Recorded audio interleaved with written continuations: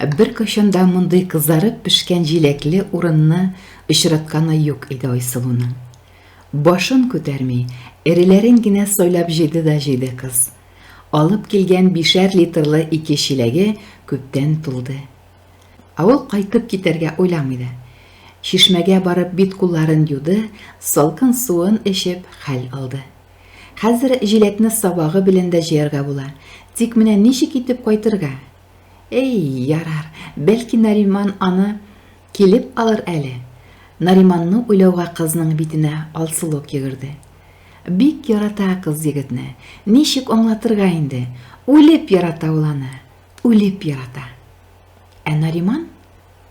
Айсылу үзе җиләк җыйды, ә уйлары белән Нариманны ничек очратуы хакында искә төшерде. Бик матур язгы кич иде. Айсылу күктәге йолдызларга карап хыялланып торганда, аңа кемдер "Исәбенә чыктыңмы?" дип дәште. Кыз сискәнеп китте, егеткә тупас кына "Сезнең ни эшегез бар?" дип җавап кайтарды. "О, син усалда икән әле", дип егет кызга якынрак килде. Алсу кәҗә бәтие кебек читкә сикерде дә егетнең күз алдыннан юк та булды. Әнисе авырып ятканда, егетләр белән сөйләшеп танышып торып буламы? Бетмәс алар. Үз авыл егете булса бер хәл. Кызым, синме ул? Дип дәште әнисе хәлсез тавыш белән. Айсылу әнисе янына атылды. Ярый әле вакытында кирип киткән. Әйе, әни, берәр нәрсә кирәкмәллә? Миңа инде бер ни дә кирәкми, кызым. Синең өчен борчылам. Үлеп китсәм, бөтенләй ялгыз каласың бит. Ярар инде, әни, әллә ниләр сөйләмә әле. Елыйсыны китерәсең. Кеше авырмый тора диме? Тереләсең син, менә карап тор, тереләсең. Хәлсез ана үз хәлен үзе белгәнгә кызының сүзенә каршы берни әйтмәде. Күп булса, бер атна вакыты калгандыр. Үлемнән курыкмый ул. Кызы өчен борчыла. Бер туганы юк. Дөм ятим килеш. Ничек яшәр инде? Әллә соң дөресен әйтергәме? Әтисенең кем икәнен белеп калса, ана тәвәккәлләп кенә кызына дәште. Кызым, якынрак килче. Әйтеп калдырасы сүзем бар сиңа. Әни, син тагын шул хактамы? Бүлдермә, кызым, әниеңне тыңла. Кызым, сиңа әтиеңнең кем икәнлеген әйтеп калдырырга телим. Әни, мин инде аны күптән беләм. Сиңа әйтергә көчем җитмәде. Гафу ит. Кызым, гаепләмә аны. Мине дә шулай килеп чыкты инде. Арага ятлар кирде. Язылышырга өлгермәдек. Авырлы икәнемне белгәндә әтиең өйләнгән иде инде. Гаиләсе таркалмасын дип аңа әйтмәдем. Әмма ул сизенде.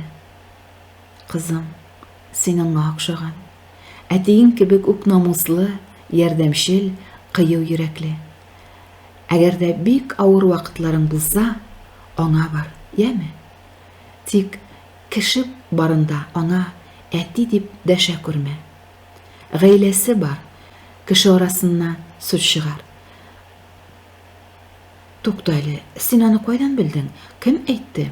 Ул үзе яныма килеп башымнан сыйпады. Миңа 8 яшь тулган көн иде.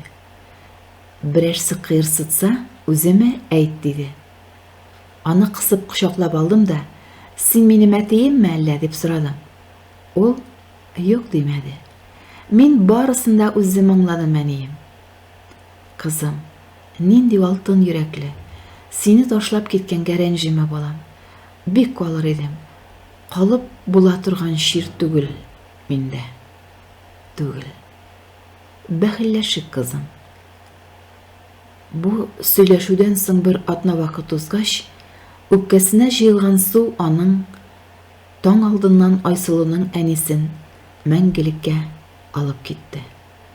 Елмаеп, риза бәхил булып, кызының кулында соңгы сулышын алып, әхирәткә күченде әнисе. Ялгызлыктан интеккән кыз янында шундук Нариман пайда булды. Егетнең кем икәнен дә белмәгән Айсылуга терәк, киң җилкәсен куючы, юатучы булды. Кызга артыгы кирәкми. Шулар да җитте. Егеткә ышанды, аны яратты. Берәрсе Нариман сине ничек үзенә каратты дип сораса, ул төгәл генә җавап та бирә алмас иде. Төз гәүдәле, шибәр, кешелекле, тагын ниләр. Мөгаен исемедер, көчле рухлы, кыю, батыр дигән мәгънәдә бит ул Нариман дигән исем. Кайдан таба алды ул Айсылуны юатырлык сүзләр? Аның куйнында бөтен кайгыларын таратты, хәсрәтен юды кыз.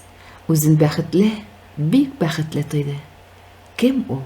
Нигә бу якларга килеп чыккан? Бай, шибәр, мәхәббәт гәүдәле егет ни өчен ятим кыз янында? Нигә ул үзе хакында берни сөйләми? Самими, кешеләргә ышанучан бер катлы авыл кызы булары хакында уйлап та карамады. Чөнки ул ялгыз, әнисенең вакытсыз үлеменнән бераз исәнгерәп калган риясыз, гашык җан иде. Авыр хатирәләрдән аранырга теләп, Айсылу җиләк җыюдан туктады, тирә-ягына күз салды. Ай-ай, шактый эшкә керелгән бит. Инде караңгы төшә башлаган түгелме? Их, Нариманны көтәсе калган. Узган атнадагы кебек икесе бергә уйнап көлеп җыйган булырлар иде.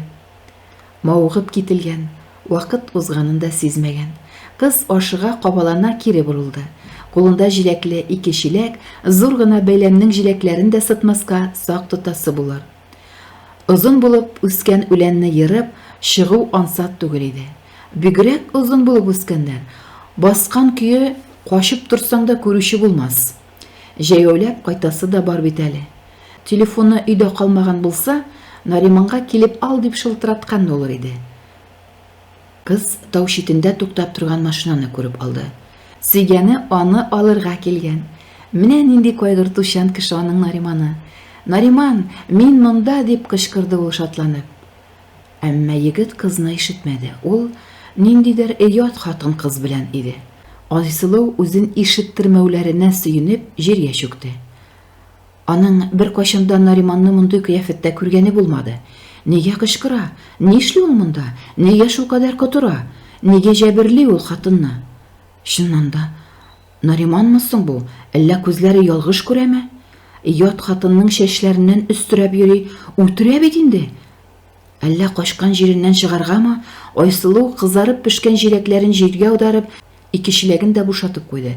Хәзер егетнең каршысына барып басар да, чиләкләрне башына киертер.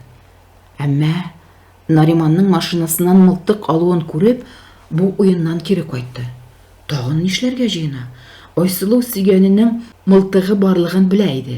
Бер-ике тапкыр бүген куян аттым дип мактанганда иде егет. Әмма хәзер аның каршында куян түгел, хатын кыз басып тора. Егет мылтыгын хатынга төбәп атарга әзерләнде. Айсылу күзләрен чытырдатып йомды, бөтен тәне куырылып килде. Күзләрен ачарга куркып, бераз сулыш та алмый утырды. Әмма ату тавышы ишетелмәде. Күзләрен ачканда Нариман мылтыгын ташлаган, машинасын кабызып, акрын гына корбаны өстенә килә иде. Шул вакыт Айсылу ят хатынның авырлы икәнен күреп калды. Үзгәләнеп Нариманнан нидер ялвара, борынына җиткән кырсыгы белән нишләп йөри ул? Җиләк җыярга килмәгән бит инде. Нишли ул Нариман? Ах, таптарга уйлыймы, авырлы хатынны. Нигә качмый ул? Нигә бер урында басып тора? Эй, кач инде, сикер читкә, өстенә менә бит хәзер. Ничек ярдәм итергә? Эх, нигә бер кеше дә юксың? Айсылу як-ягына каранды. Тирә-юньдә ник бер кеше булсын, бер Айсылу гына ни эшли ала. Ай, кыз күзләре белән күргәнгә ышанырга теләмичә, таш кебек катып калды. Соңгы минутка кадәр егет куркыта гына, хәзер ролен читкә борыр да хатынны тузанга батырып китеп барыр дип өметләнгән иде Айсылу. Әмма аның Нариманы авырлы хатын өстеннән машинасы белән чыгып китте. Дөрес күрдеме? Нишләргә соң, нишләргә? Ярдәм итегез дип бөтен көченә кычкырды Айсылу. Әмма тирә-як буш. Бер кем юк булса да ишетмәсләр, чөнки кызның тавышы беткән иде. Качкан җиреннән чыкмакчы булды. Кабат кире уйлады.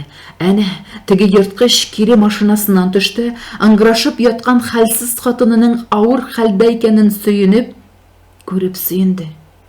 Иелә төшеп, мине табарга сиңа кем булышты? Күп әйтергә була. Синең миңа кирәгең юк. Балаң да кирәкми дип акырды. Тиз генә машинасына менеп утырды да, хатын өстеннән тагын бер кат узды. Айсылу әрнү катыш ыңгырашып җиргә ауды. Үләннәрне йолкый-йолкый үрсәләнде. Җирне тырнап, тырнаклары авыртып бетте, әмма качкан җиреннән чыкмады. Түзәргә кирәк, түзәргә, ничек тә түзәргә. Кыз аңлады. Нариман үзен беркемдә күрми дип уйлый. Шуңа күрә бичара хатынны үтергәнче кыланачак. Ни теләсә шунда эшләячәк. Хәзер Айсылу бер үзе ни кыра инде. Икесендә үтереп күмеп куячак Нариман. Әнә нинди икән бит ул. Кабахат, явыз, чын йөзен яшереп, яхшы булып йөргән әдәм актыгы. Кыз аңа бөтен йөрәге белән ышанды. Ә ул бандит, кеше үтерүче икән. Чарасызлыктан нишләргә дә белмәде Айсылу. Кеше дә әллә нинди явызлыкка түзә алмый томаланды. Караңгы да тиз төшкән кебек булды. Вәхшилеккә табигатьтә түзә алмый икән. Йырткыч җан иясе машинасыннан төшеп кабат хатын янына килде. Аның хәрәкәтсез калган гәүдәсен таудан түбән тәгәрәтте. Моны күреп кызның башы әйләнде. Бичара хатын белән бергә бөтен дөнья каядыр тәгәрәгәндәй булды. Сулыш ала алмаслык дәрәҗәдә тыны кысылды. Башында меңләгән бөҗәк йөргәндәй түзә алмаслык кычытыну барлыкка килде. Әгәр дә Айсылу көзге каршында торган булса, чәчләренең тоташ акка әйләнүен күргән булыр иде. Теге йырткыч җан машинасын үкертеп китеп баруга Айсылу хатынга ярдәмгә чыкты. Нишләтте ул сине? Ни өчен дип йылы-йылы хатынның канлы битләрен туфраклардан аралады. Бичара хатын исән, әмма хәле авыр иде. Айсылу хатынның кай җиреннән тотарга белмәй аптырап калды. Ай, табам, игезәкләр, киндекләрен кис, тешең белән өз дип ыңгырашты хатын. Каушаган, курыккан хәле беткән Айсылу көч хәл белән үзен кулга алды. Тавыш-тынсыз гына кыз бала туды. Әйтерсең дә ул тавыш чыгарга ярамаганлыгын аңлый. Айсылу баланың йомшак җиренә бер-ике тапкыр шәп итеп алды. Сабыйның «Эх» дигәнен ишеткәч, исән булуын аңлап сөенде. Кыз баланы әнисенең кофтасына төреп кенә бетерде. Канга баткан малай да дөньяга чыгу юлын тапты. Шул чак еракта машина уты күренде. Кире килә Кабахат, диде Айсылу. Ана кызын соңгы тапкыр күкрәгенә кысты да Айсылуга бирде. Кызымны алда, йөгер, малайны калдыр. Эзләп табачак булай, шикләнмәс. Кызыма Гайша дип куш. Үлемсез булсын. Үзең үстер, чит кешегә бирмә. Тукта, исемең ничек? Минеке Зөлфия. Рәхмәт Айсылу, йөгер дип пышылдады. Китте Айсылу. Бичара хатын үлем белән тартышып җирдә ятып калды. Баланы күкрәгенә кысып йөгерде дә йөгерде Айсылу. Тыны кысылды. Йөрәге туктар хәлдә иде, әмма ул үзен белештермәй барды да барды. Исәнме бала? Тавышы ишетелмәй. Белмәй Айсылу. Кофта аркылы тән җылысы сизелә. Исәндер бәлки. Туктарга курыкты. Артына борылып карамады. Кире килсә, уты күренер иде. Озак та җинаятын яшерәдер. Кыз үз йортына кайтырга курыкты. Кая барырга? Кемгә сыйнырга? Бу хәлдән соң кемгә ышанырга? Беркеме юк бит. Туктале. Әгәр дә әтисе янына барса, авыр вакытыңда әтиең янына бар диде бит әнисе. Хатыны ни дияр? Айсылу кулындагы төргәккә күз салды. Бу бала белән кая барып була? Кыз икеләнеп тормыйча әтисе йортының тәрәзәсен шакыды. Төнге шакуларга күнеккән авыл башлыгының йортында аның килүенә әллә ни гаҗәпләнмәделәр. Айсылуның кулында бала күреп әтисе Тимерхан аны тиз генә гәүдәсе белән каплады. Хатынына «Хәзер керәм» дип дәште дә булдырга чыкты. Баланың хәлен бер карауда аңлап, кирәкле дарулар белән киндеген эшкәртте, аны яхшылап биләде. Кызның гаҗәпләнүенең шиге булмады. Каян белә аның әтисе мондый нечкәлекләрне? Әтисенең хәрби кеше булуын, авыр яра алгач кына тыныч хезмәткә кайтуын ишетеп белә иде ул. Әмма мондый ук һөнәре барлыгын Айсылуның сүзләренә гаҗәпләнмәде әтисе. Күптән инде егеттән шикләнеп йөрүен дә яшермәде. Шуңа күрә сүзне озакка сузмыйча җинаять кылынган урынга барырга әзерләнде. Зөлфияны коткарырга теләгән әтисен туктатты кыз. Хатын белән баланың мәйет булуларына тамчы да шикләнми иде ул. Нариман тик тормагандыр, алардан котылу чарасын күргәндер. Хәзер бала хакында уйларга кирәк. Районга баруны уйларга да ярамый. Икенче көнне үк матбугат чаралы табылдык бала хакында шау итәчәк. Бу хакта Нариман да беләчәк һәм бу хакта уйларга да куркыныч иде. Алар ни эшләргә белми утырганда Нариман машинасы коточкыч тавышлар чыгарып узып китте.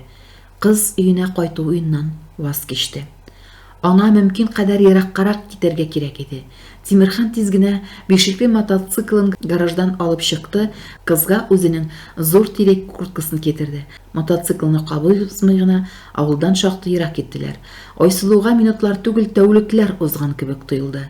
Ниһаять алар юлда, бишекле мотоциклга утырып, йөрергә гомере буе хыялланган иде кыз. Менә фурсат чыкты. Кем уйлаган, аны әтисе белән шундый хәлләр якынайтыр дип.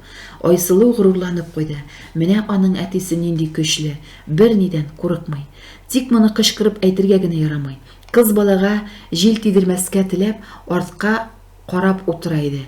Еракта җимелдәгән машина утын күрүгә Тимерханга кычкырды: "Әти, машина килә!" Тимерхан тиз генә мотоциклны кузгатты. "Бар, йөгер, урман эченә кер. Курыкма, бу тирәдә сиңа тиярлек җанвар юк. Эчкәрәк кер, мин сине үзем эзләп табармын." Айсылу урманга томрылды. Тимерхан тиз генә мотоциклының көпчәген сүтеп ташлады. Өлгерде. Аның янына тормозларын чинатып, Нариман машинасы килеп туктады. "Нәрсә, Тимерхан абый, батылдың мәллә? Кая бара идең?" дип хәл сорашкан арада мотоциклның бишегенә дә күз салырга өлгерде. "Эй, хатын белән ызгыштык та җилләнеп кайтыйм дигән идем. Менә җилләндем, көпчәк чыгып очты. Ярый әле капланмадым", дип мискенләнде Тимерхан, эчендәге нәфрәте тышка чыгудан куркып. "Да, хатыннар газды хәзер, ирләрен санга сукмыйлар. Мин сезне бик тату яшиләр дип белә идем. Ялгышканмын икән. Я ярар, киттем алай, ярдәм кирәкмидер бит", дип Нариман күзен Тимерханга терәде. Тимерхан тышын кысып, "Юк, рәхмәт" диюгә, машинасына утырып китеп тә барды. Тимерхан мотоциклын кабызып тормады. Йырткыч кебек үткер күзле Нариман нидер сизенгән кебек тоелды аңа. Урман кырыена барып җиткәч, "Кызым, син мондамы?" дип дәште. "Монда без, әти." "Киттеме?" дип урманнан чыккан кызын кочагына алды. Ашыгырга кирәк иде. Төн кыска, кояш чыгар вакытта җитәр. Урман эче тын. Мотоцикл тавышы шушы сихри тынлыкны боза. Айсылуга Нариман ишетер, артларыннан килер кебек тоела. Аның тынычсызлыгын сизгән әтисе: "Курыкма, кызым, сиңа монда беркем тимәячәк", дип ята. Шактый озак бардылар. Адаштык ахры дип уйлады Айсылу. Әтисенең тыныч йөзен күргәч кенә, ерак барган сайын хәвефнең арта калганын уйлап тынычланды. Урман тәмам уянып, кошлар сайравына күмелгәч, бер аланда туктадылар. Баланың дөньяга килгәненә шактый вакыт узды. Ашыйсы киләдер, нигә еламый ул, дип борчыла Айсылу. Тагын бер ярты сәгать чамасы җәяү баргач, урманның иң куе җирендә бер алачык күреп, Айсылу әтисенә карады. "Килеп җиттек", диде әтисе. Алачык эченә кереп, агач сәкегә баланы салуга, Айсылу аңын җуеп егылды.